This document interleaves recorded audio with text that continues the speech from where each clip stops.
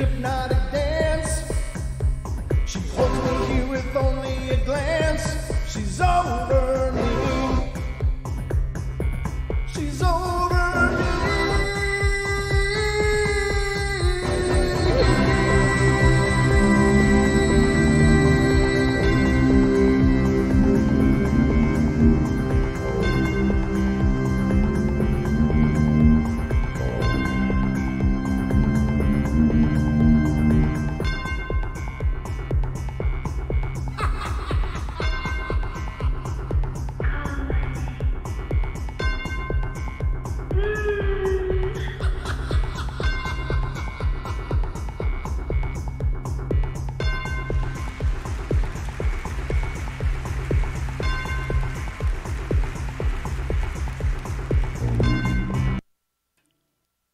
And welcome to the Paranormal Portal, ladies and gentlemen, the Bedtime Stories from Beyond. I'm your host, Brent Thomas, and I'm absolutely thrilled to be here. Had a really cool afternoon. It's just one of those things. It's like Christmas came early for me, I guess. But I'll get into that a little bit on the other side. But for now, I hope you're all set because it's time for bed.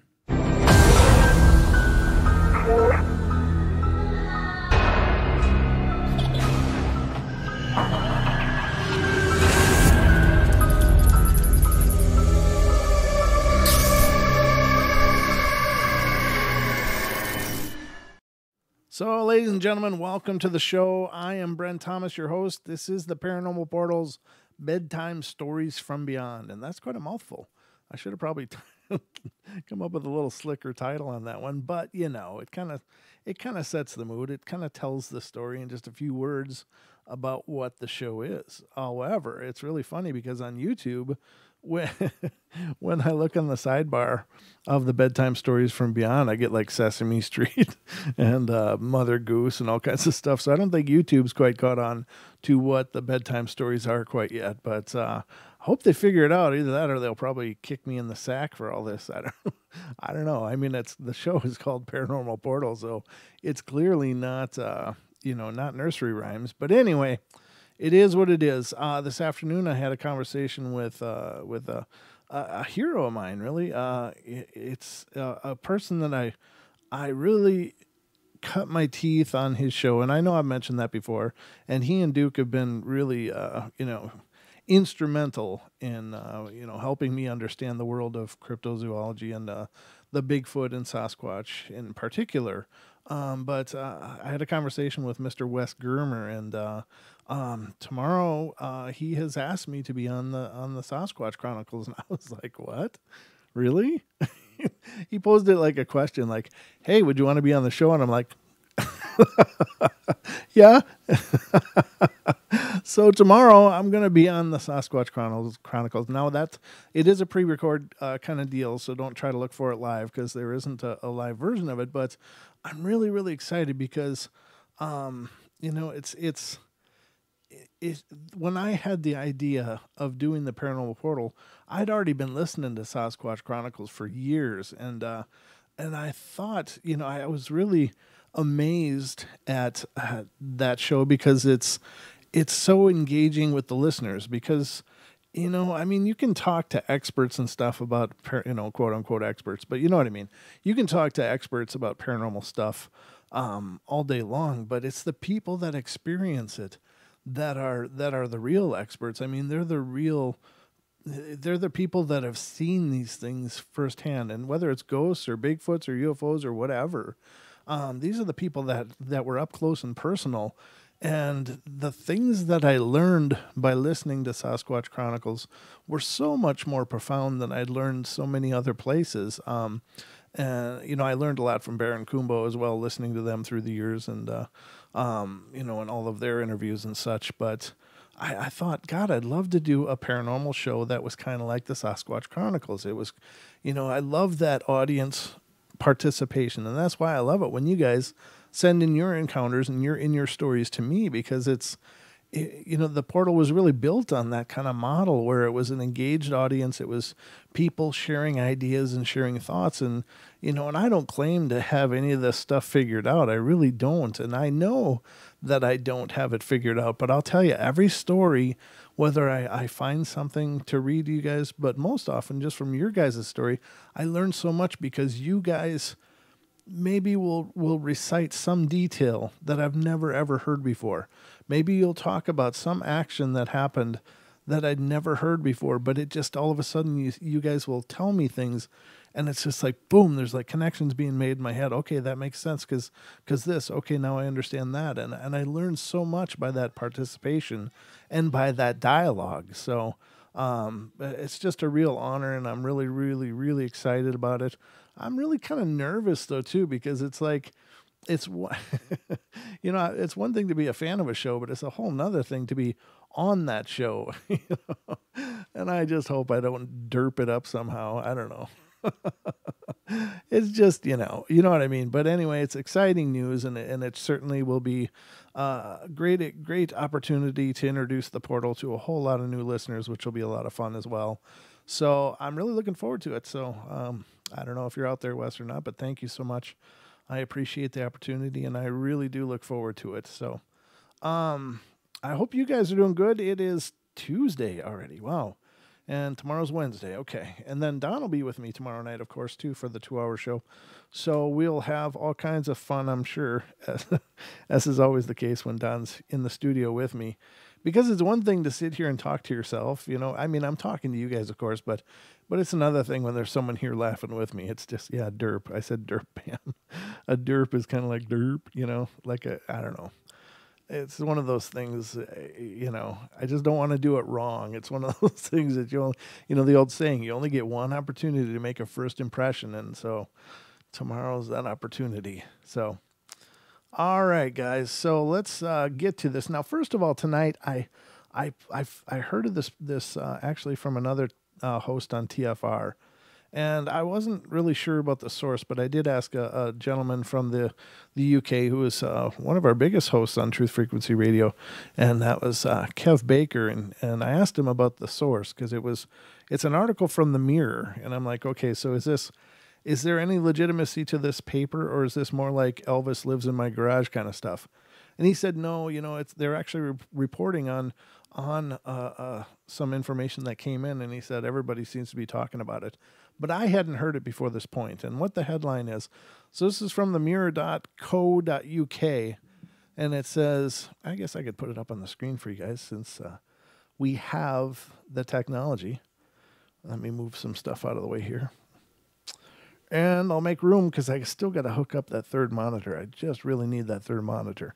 All right, so here it is. It's Mars rover takes photos of mushrooms growing on the surface of the red planet. So can you believe that? Is that possible?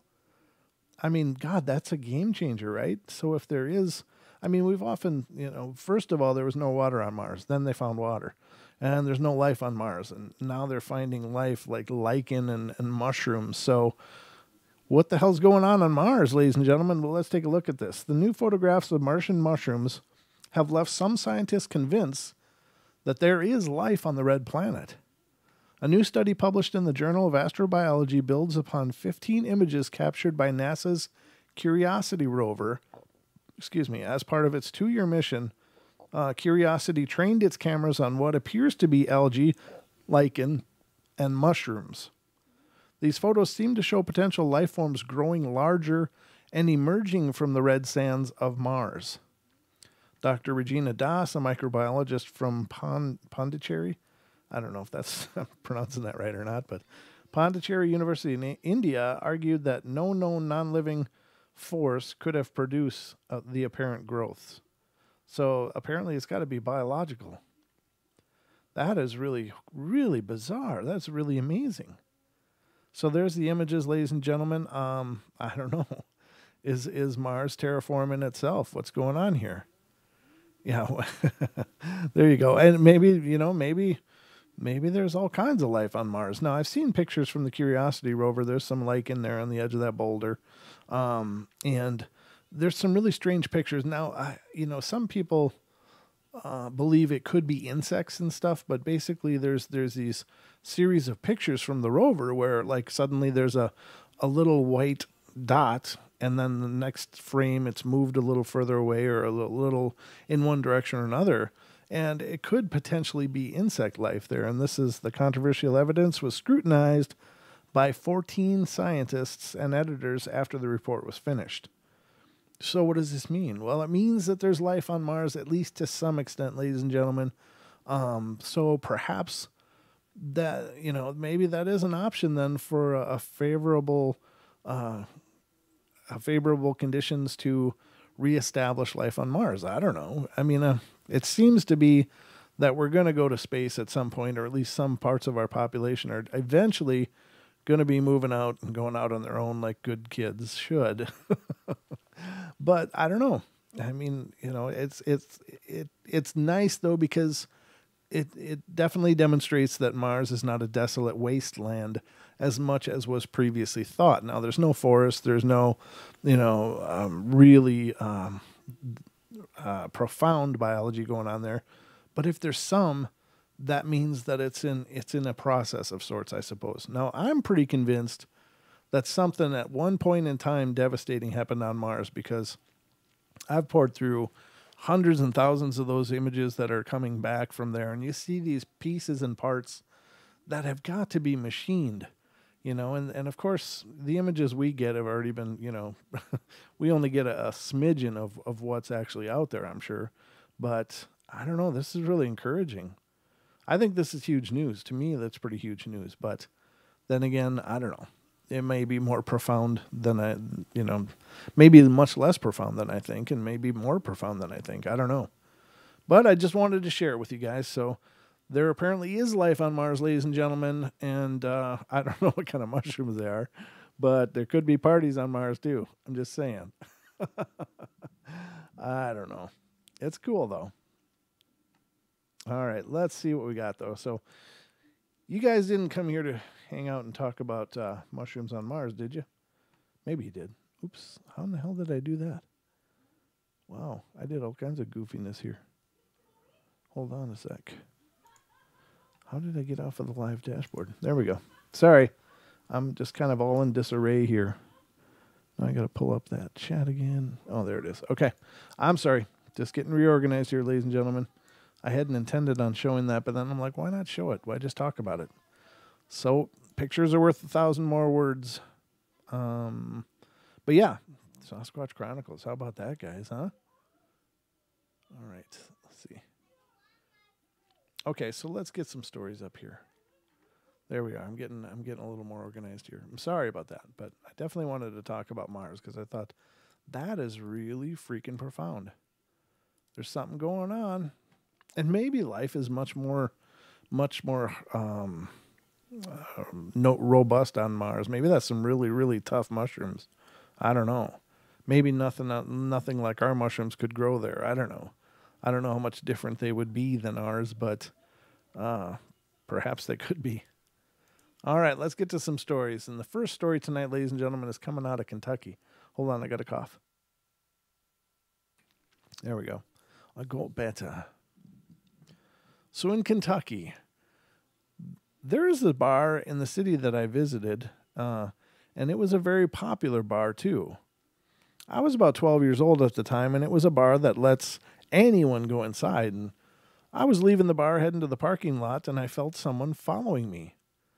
I even heard the footsteps too. I quickly turned back, and I expected someone to be behind me, but I thought I was hearing things. I got in my friend's car to go to the hotel and I was staying in, and I felt a touch on my right shoulder. And I told my friend to stop touching me, but she said it wasn't her.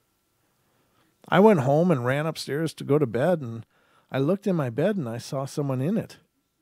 I ran downstairs to my mom's room, but she was too tired to answer me. Oh, nice. We stayed in a fancy hotel room, and I had one big room where you sleep and a small TV and a little kitchen with a mini fridge, a small wooden table, a window, a bathroom, and that's about it. I have felt experiences in that hotel like that visitor. Someone came in the hotel at night and just watched us sleep. I do know my cousin has gone about 2 years now and left his old cap here. And I've been keeping it a while. Do you think that has anything to do with it? Will you be able to give me advice? I don't know. I don't really understand what the hell's going on in this story. To be honest, it sounds like a whole lot of things put together into one story. I don't understand what the cap has to do with the whole story, but you never know. The next one's out of Illinois. This took place when I was about 14 years old, and I'm 22 now, and the memory still scares the crap out of me. My friend had a huge slumber party for her birthday. Her house was very old and was rumored to once be a part of the Underground Railroad, and her attic was a series of rooms that mirrored here downstairs, except for one that had a hole cut out of the floor. It looked like a tunnel led from it, and it went about 3 feet back before it was blocked off with rubble and bricks. She would always tell us stories of weird stuff that happened in her house. Her room had the stairs to the attic attached to it, and she would hear sounds coming from up there, like people walking around, and once her electric keyboard was up there and went off all on its own. It was playing Oh Susanna on repeat, which is kind of strange because her name is Susan. We, being a bunch of teenage girls, decided to play that silly game light as a feather, stiff as a board. We were all sitting around in a circle with candles concentrating on getting this girl to float when the stuff hit the fan, so to speak. All at once, the room we were in dropped in temperature, and the candles all flicked at once like there was a breeze in the room, which there wasn't. We all screamed and jumped up, and we all piled on her couch. There was at least 10 of us, so you can imagine. And that's when we heard a loud boom come from the coat closet / entryway connected to the room we were sitting in. Almost at the same second, a dark shadow ran out of the wraparound porch. We watched it move through the windows, and at one point it passed right by where we were all sitting. We didn't hear the sound of anyone running, which was odd, and it stopped at the front door, and that's when we realized that the door wasn't locked. Now that it would have really mattered, or not that it would really mattered, sorry. But still, I decided to be the brave one and one of those on the top of the pile of girls, and jumped up and ran and locked the door. And when I did this, I could clearly see out the window, and nobody was there. Nobody human, at least. I flicked on the lights on the way back to the couch, and slowly we got ourselves back. Eventually, we opened the door in the coat room and entryway and saw that her coat rack had been knocked over by something. None of us slept that night, and needless to say, I never slept the night at her house again. Yeah, that'll wreck your whole idea of a slumber party. The next one's coming out of Indiana. What's going on in Indiana? Well, let's find out. In 2004, we moved to a little town about 20 miles south of where we had already lived. The first year there was pretty uneventful other than the strange noises and voices, but that isn't what I'm going to tell you about. It starts about halfway through the second year of living in this house, and one night I was going to bed and all was fine. From my bed, I could see the light outline of the door from the hallway, and I fell asleep at around 11 p.m., and around 2 a.m., I woke up and noticed that the light was still on in the hallway, but I couldn't see all of the light. My eyes were adjusting to the room, and I noticed that there was a tall man standing in front of my door, and that it was blocking the light. It was staring at me, and all I could notice was that it had black hair and was wearing a black hooded cloak. That's not creepy at all.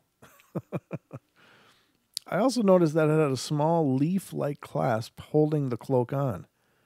Maybe it was a Hobbit. Sorry. I can go like this all night, ladies and gentlemen. The clasp glowed with an unnatural light. As this thing stood there staring at me, I lay there frozen in terror. The thing started to raise its hand towards me and walk towards me in bed, and just as it took its first step, my bedroom door swings open and hits the wall and turns into smoke and floats up and through the ceiling. In the doorway stands my younger sister, and she asked me what I wanted, and I told her I didn't say anything, and she said that I called her name. And then she turned to walk away and turned back and said that she was going to ask me something, but then she forgot. And she went back into the living room and finished watching her movie. I couldn't sleep the rest of the night. The second encounter happened about 3 or 4 nights ago, and this is an entire 3 years later. My room is now in the basement, and I was sleeping, and I wake up around 3 a.m., and as my eyes focus, I notice a tall, dark figure standing by my closet, staring at me, and I notice that it had the same clasp as the one 3 or 4 years ago. This time, not as freaked out, but still slightly frozen, I sit up in bed. This thing is still looking at me, so I grab my phone, which has a built-in flashlight, and I turn it on, and he turns into smoke again and floats up through the ceiling. I quickly turn the light on in my room and see that it is 3 a.m. I stayed up the rest of that night as well. If anyone has any information about this thing and why it's haunting me, I'd really appreciate it. I don't know.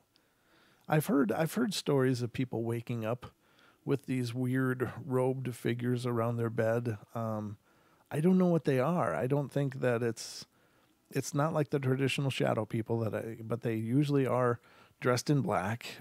They do have black cloaks. They're very shadowy. They don't really have features, but there are also stories of them reaching out their hands and they got like clawed fingers and stuff. I don't know. Could be just really long nails, but I don't know what these things are. If indeed this story is legit, then, I don't know. It sounds, honestly, it really sounds almost like something, I don't know if it's necessarily spiritual or if it's more trans-dimensional or what the hell it would be. I don't know. It's really strange. But these stories don't come up real often, but they do come up. And what they are, I don't know. I don't know if they ever were people or if they're just something else. It's weird. The next one comes out of New Jersey. New Jersey. What? What? Okay, hold on. I got to get through some fluffy stuff here. I don't even know what this story is.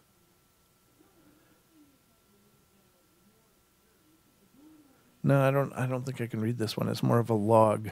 It's not really that entertaining, so I'm not going to waste your time.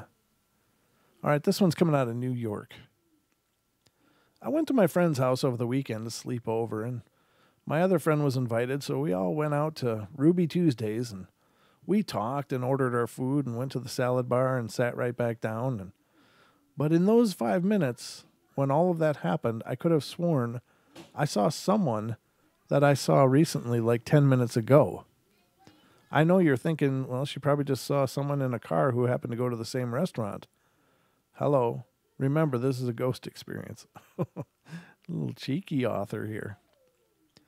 Before we left my friend's house, she showed me a picture of one of her uncles. And he was maybe 90 or so and looked pretty old, sort of short and bald. And so when we sat down at the table and was talking, I could see a man who looked exactly like her uncle at the table just a few sections down. When we ordered our food, I looked at him again and saw him again, but a little different. He looked see-through. I wanted to point him out, but I didn't want to say anything rude if it wasn't actually him. And when we went up for the salad bar, I watched the ghostly man get up and walk over to my friend. She's the one who has the uncle, and she hates salad, so she just sat there. But the guy was sort of talking to her. She didn't know what he was saying or even know that he was there. Then he sat at his seat again, and when I sat down, I looked over to see if he was there, but he vanished.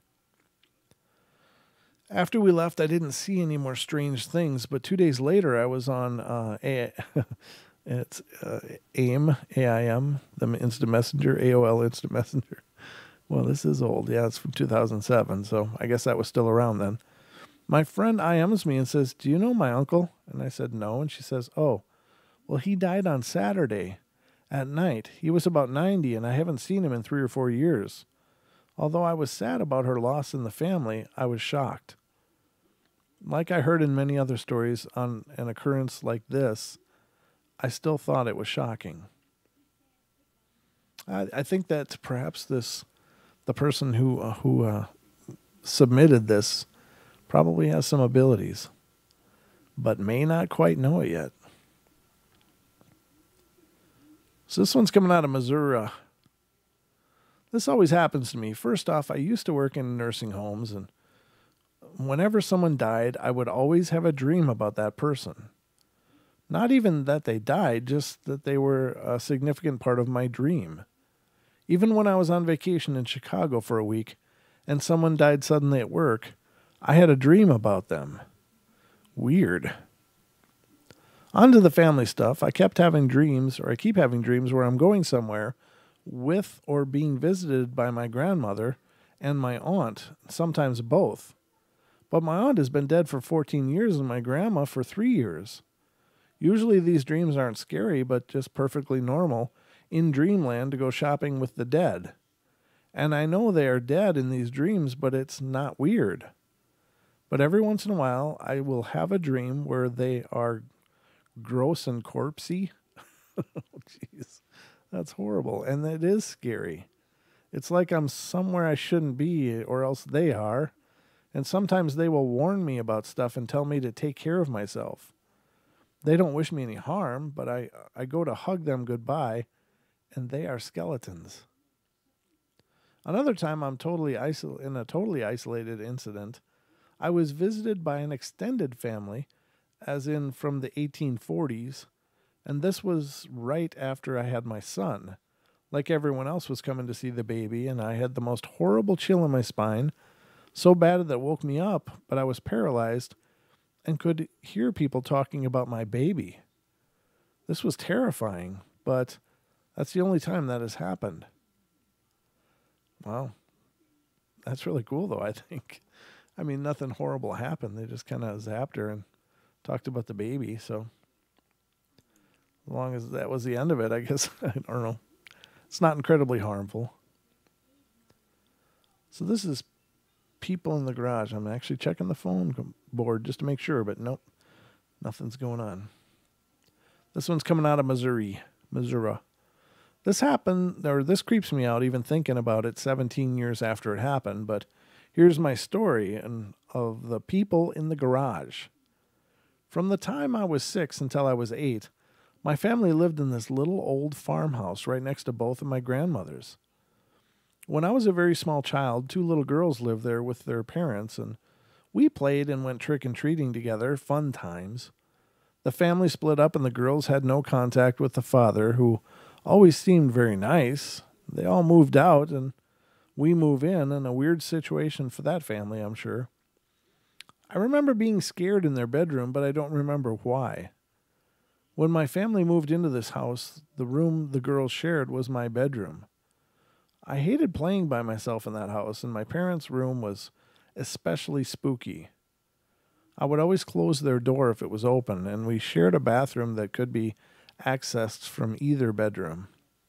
And I always made sure those doors were closed too. We had a scary little cellar and just a bunch of weird outbuildings and things typical of an old rural farmhouse, but everyone was uncomfortable, and there was a weird feeling in that house always. No one really said anything, though, until after my brother was born. I was 7 years old, and we shared a room when he was born, and my mom came in to check on him one night, and I was speaking French in my sleep. I still don't speak French, so it's not like I could control it. When my mom asked me the next morning what I dreamed about, I told her the people in the garage. They always talk like that.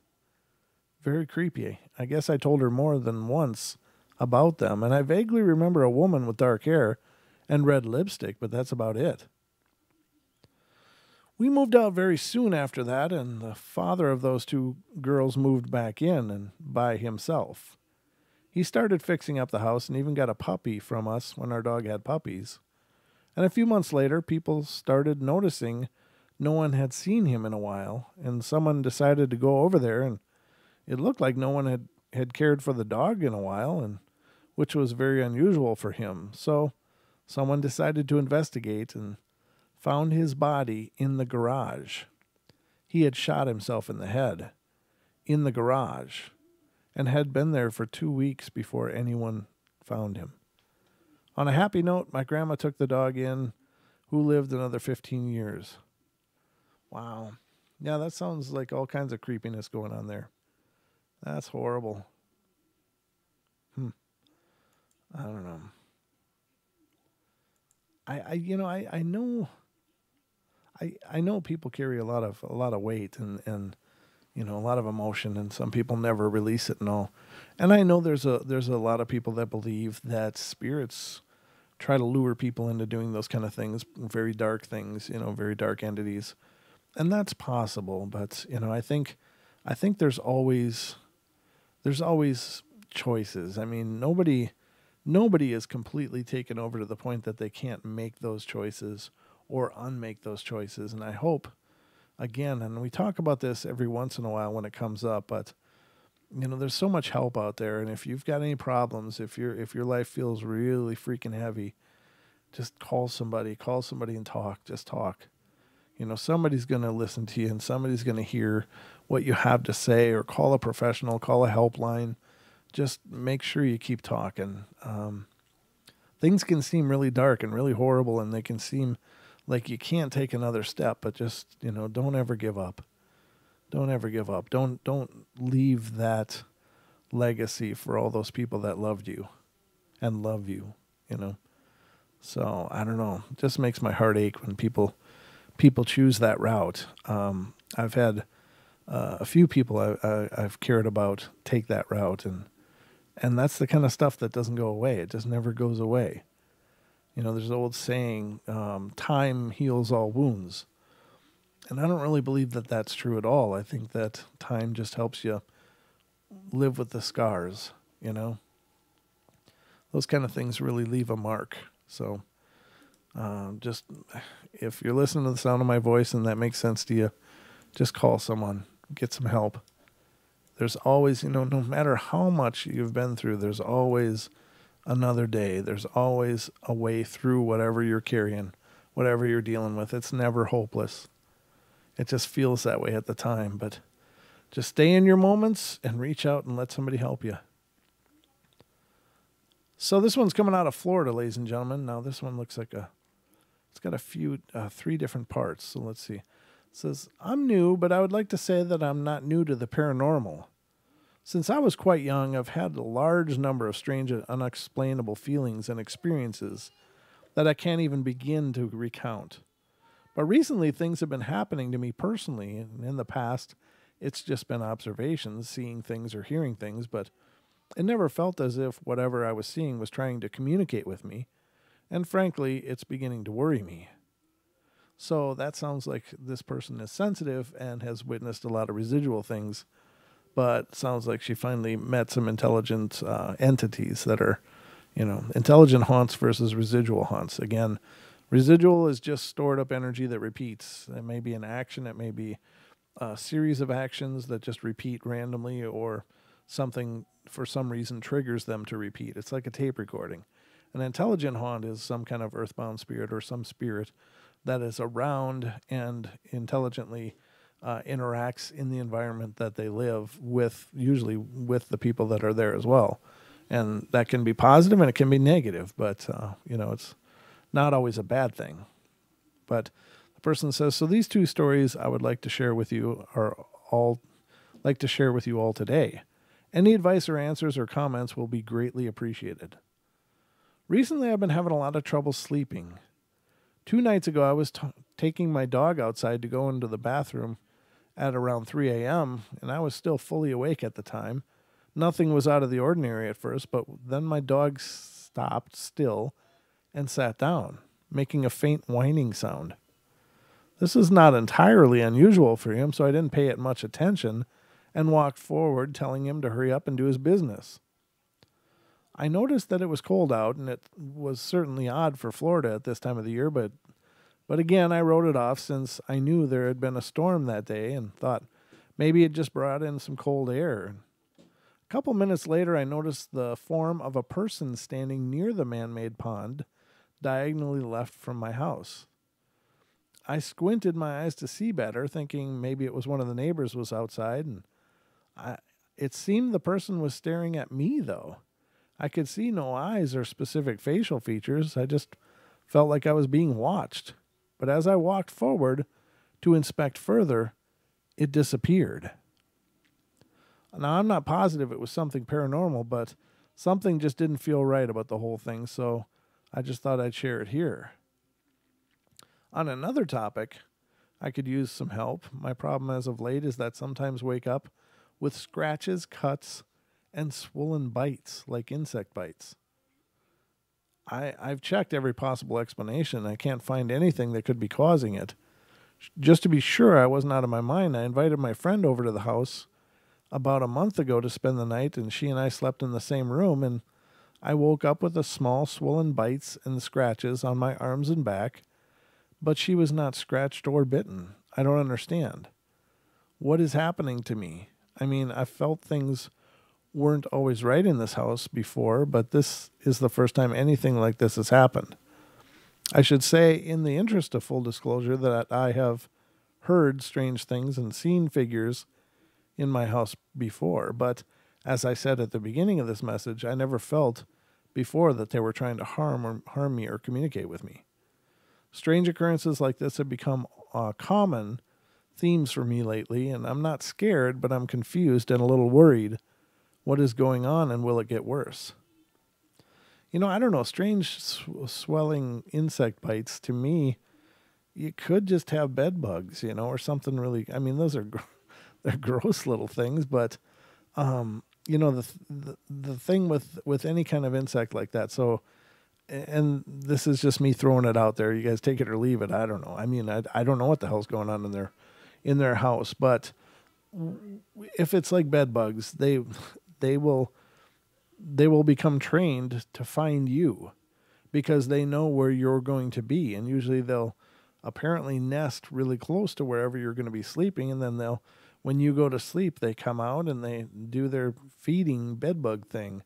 And so if you had someone else sleeping there that's not normally there for one night, you couldn't expect those bugs to just find this person. I mean, they're not everywhere. They go to where they're going to feed, and that's where they basically live, right around that area. So I don't know.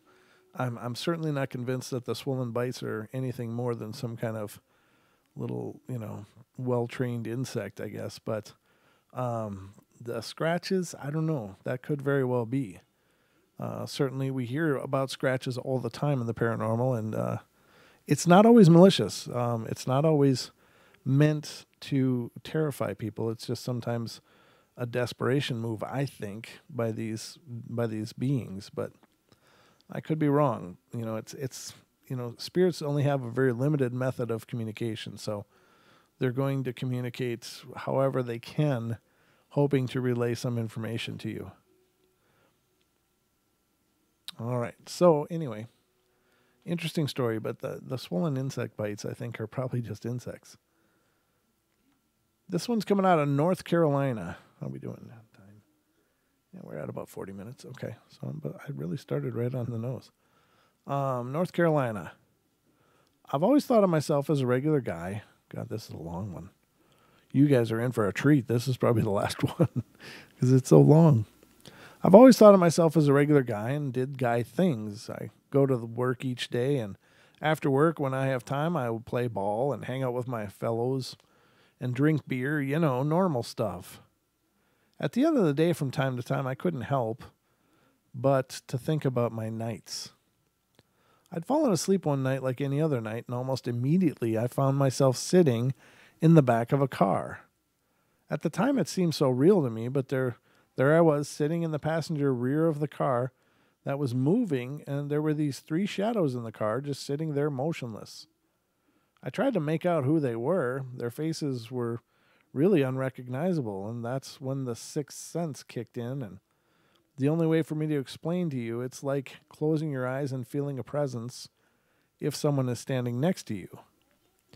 I felt the presence of my dead grandfather at the wheel and my dead grandmother sit in front of me, and my dead father was beside me in this car, and I looked around and I could see that it was night, and a vividly clear night it was. It seemed that I could see for miles when my attention focused back on the three spirits that were sitting in the car, and they were sitting there still and motionless. And fear had set in, and I panicked and screamed, "Let me out." And the car pulled over to a corner, and I jumped out. Now, as soon as I stood there on the curb of the street, I noticed something else. The streets were wet, and the smell of rain was in the air. And as I walked towards the light pole, the street gleamed like diamonds. I then felt the feeling of false security, or you can say that I was happy to be out of that car, but in the back of my mind, I knew I was on the other side and could not get back on sheer will alone. What I really thought was that I had died and was alone in another world. Of all the thoughts that were racing through my mind, I felt I had to move on to find a way out of this living nightmare. Turning towards a small shop that I had spotted on the opposite corner, I walked in, and there was only one man inside, and at the time, not knowing what to say to this guy, I started small talk, asking him about the place, and as I looked around, it appeared to be an antique store, and it smelled just like like everything was old. As I started out, the man asked me if I wanted to buy something for my home. And I was thinking to myself at this point, I don't know where my home was, and it was like I had lost all memories of my life, and I surely did not know where I was. "No," I said as I was walking out, but changed my mind when I saw two familiar figures standing at the other end of the store. With an intense stare, they were standing there, motionless, and left no doubt in my mind it was my grandmother and grandfather looking at me, and that man was trying to keep me in the store. Well, he was my dead father's spirit. And all I could think of was it was time to run, so I ran out of the place, and I wasted no time to get back on the street. Now, where will I go, I thought to myself. There was a parking lot across the street, so I went back to where it had all started. At a distance, I saw a bar, and there were 2, maybe 3 people standing in front, as if they were waiting for me to walk over there. No, I thought to myself, I had to get out of this nightmare, so I ran again and found myself looking back at a man standing in front of this car, or in front of this bar, with the same intense look on like the others in the store. I then approached an alley. I'm safe, I thought, after cutting through the alley onto another street. Looking up, then down the street, I'm safe. I'm safe, thinking to myself as I looked up and down this empty street, and that's when I noticed there are only apartments on this street. I walked up to the nearest door that I had come to, and without knocking, I walked right in, and oh God in heaven, where am I? The smell of this place smelled like an old wool military blanket. And there I stood waiting for my eyes to adjust to the poor lighting, and directly across from me was the living room and a very skinny old man lying on a sofa, and he appeared to be lifeless at first. And then the old man suddenly jumping from the sofa and ran at me saying, "You don't know how to speak when you come into somebody's house?" Scared, I knocked the old man to the floor. He got up as quick as he went down and in my face before I could even react. Maybe only 6 to 8 inches from my face he stood. The face. He had no face. And the eyeless sockets sent my mind into shock. I was more frightened than I was scared, and out of fear I dug deep inside myself for the courage to ask this corpse who he was. Standing in my face, he said, "I'm your uncle." Then he stepped back in silence. My mind started racing again. I knew who he was. He was the spirit of my dead father. Then I asked him, "How do you see me? How can you see me? You haven't any eyes. How can you speak? You haven't a mouth." And as I took 2 steps back, the thoughts of running was on my mind once more. Now I'm thinking very hard at this point. Nothing is making sense to me now. I'm dead for sure. Then out of the corner of my eye, she just appeared. A little girl manifested out of nowhere and walked and then stood between the corpse and myself, saying absolutely nothing. She just stood there for maybe a minute in silence.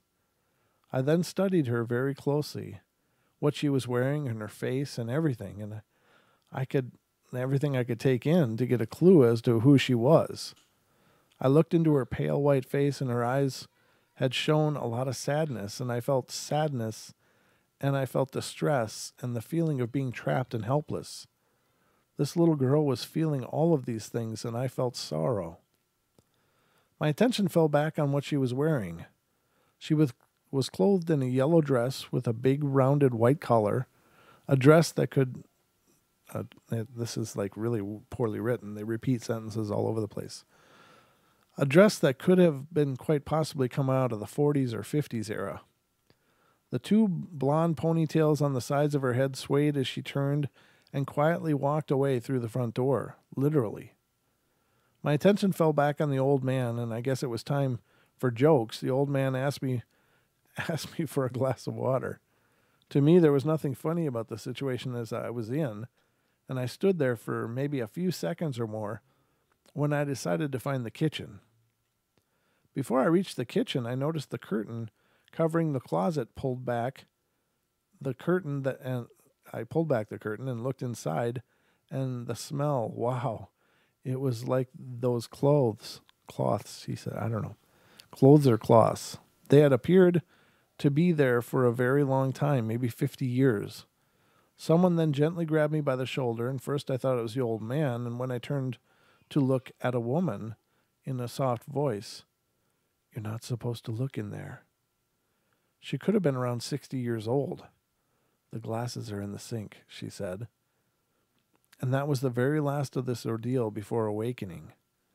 I tried to make heads or tails of all of this, and I'm quite sure that this is called dream interruption, and it is caused by a spirit that has entered the body and mind through the soul while the person is sleeping and in a semi-subconscious state.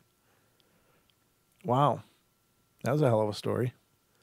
I apologize for for the choppy reading, but none of these are proofed, so they are as they were written, and some people don't write as well as others, and some people write so well that you have a hard time believing it's even real. When they write like an author, it's really tough to go, well.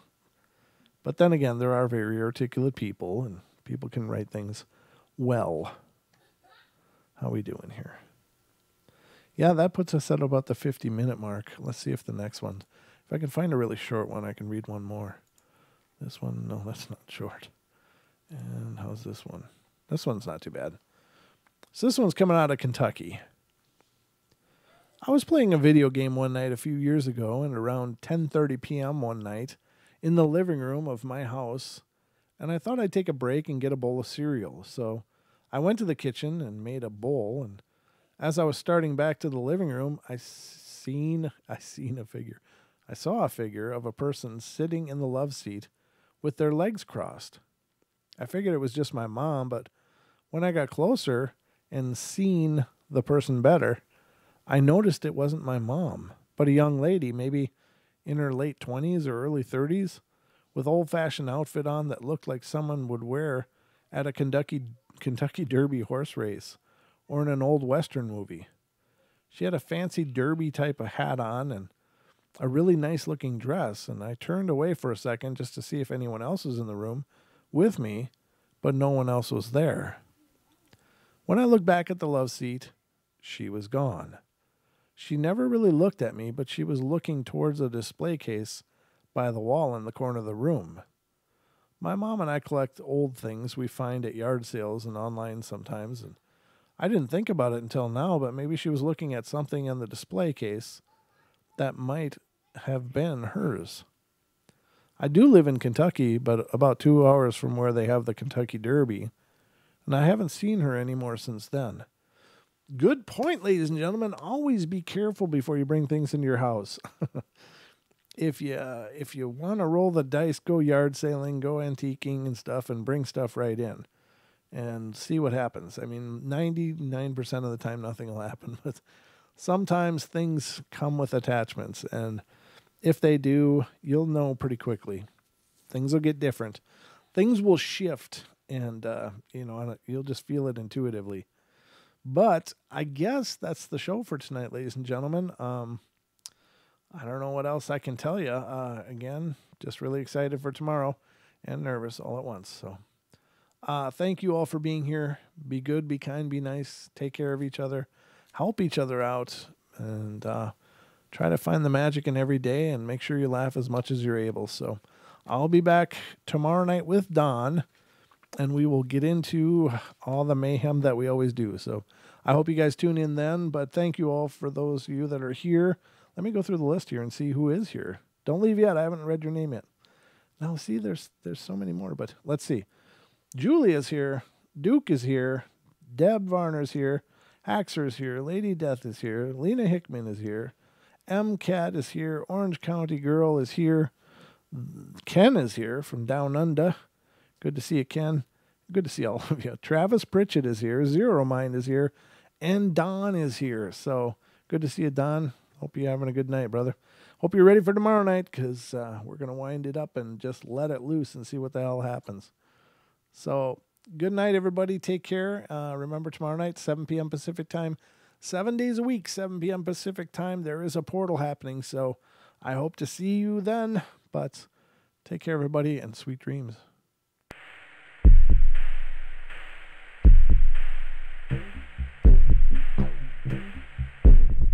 And wish me luck.